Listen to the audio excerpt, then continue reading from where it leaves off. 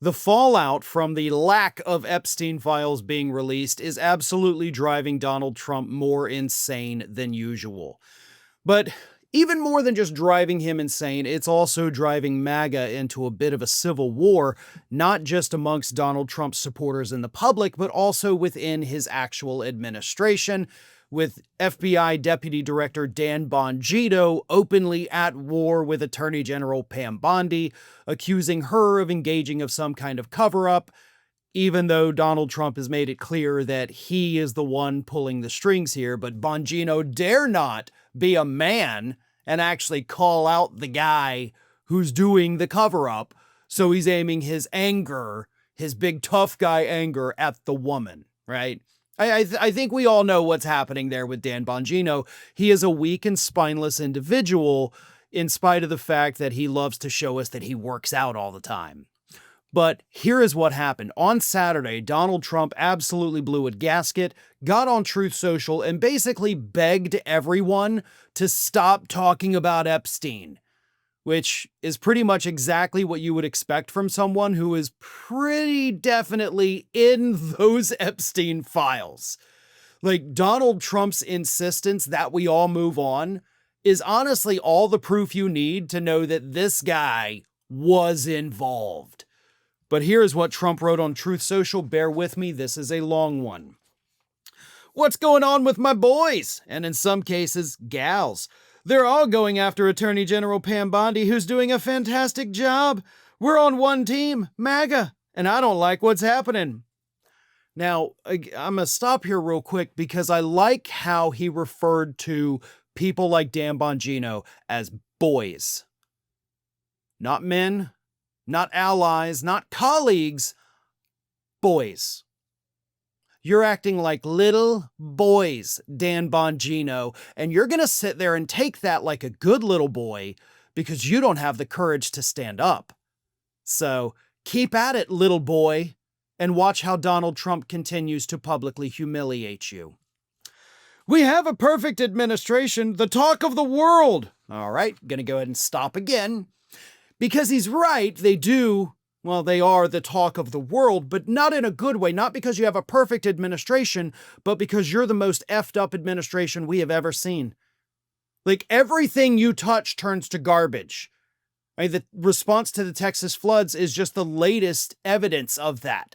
You're the talk of the world because you're humiliating. Everyone is laughing at you, or pissed off at you, or a combination of the two. But let's continue. Selfish people are trying to hurt it all over a guy who never dies, Jeffrey Epstein. For years, it's Epstein over and over again. Why are we giving publicity to files written by Obama, crooked Hillary, Comey, Brennan, and the losers and criminals of the Biden administration who conned the world with the Russia hoax, 51 intelligence agencies, the laptop from hell, and more?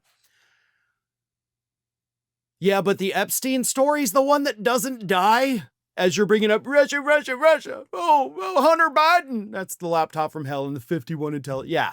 Like, speaking of stories that don't die, you're not doing a good job of covering up your tracks here, bud.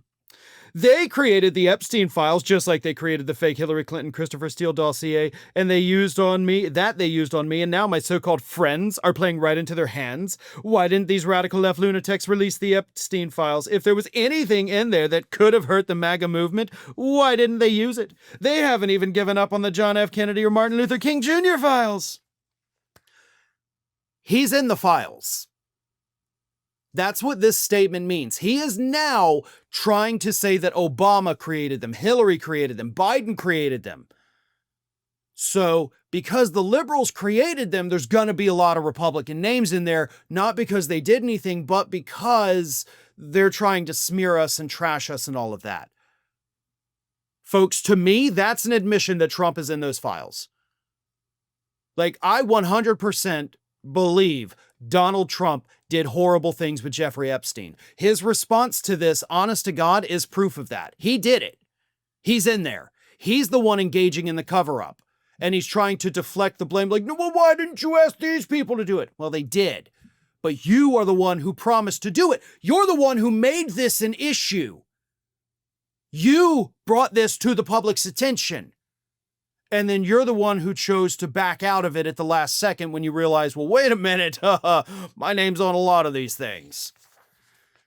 He continues, no matter how much success we have had securing the border, deporting criminals, fixing the economy, energy... I'm not gonna fucking finish reading that. This man is so in denial, is suffering from so many different psychological conditions, the need to deflect on everything, the nonstop lies, the blatant narcissism, possibly full-blown dementia at this point. I'm not going to sit here and force you to listen to everything this lunatic who should be in a mental asylum had to say, because none of it's relevant anymore. It's all lies, it's all crap, it's all garbage, none of it's true, so I'm not going to sit here and do it, and I'm sorry that I even attempted to get through it all. This man is insane. He is a convicted felon. He told tens of thousands of lies during his first administration, and he's probably going to break that record during this administration. He is in those files. He is the one directing the cover-up, and now he's begging everybody to please move on and shut up because these are liberal files made to make me look bad. No. He's in them. Otherwise, they would be plastered everywhere. But he's the one making the choice not to do it. For weeks, the headlines have focused on how Trump's so-called beautiful bill would gut Medicaid. But almost no one's talking about MAGA loyalists slipping in the most dangerous legal loophole of all.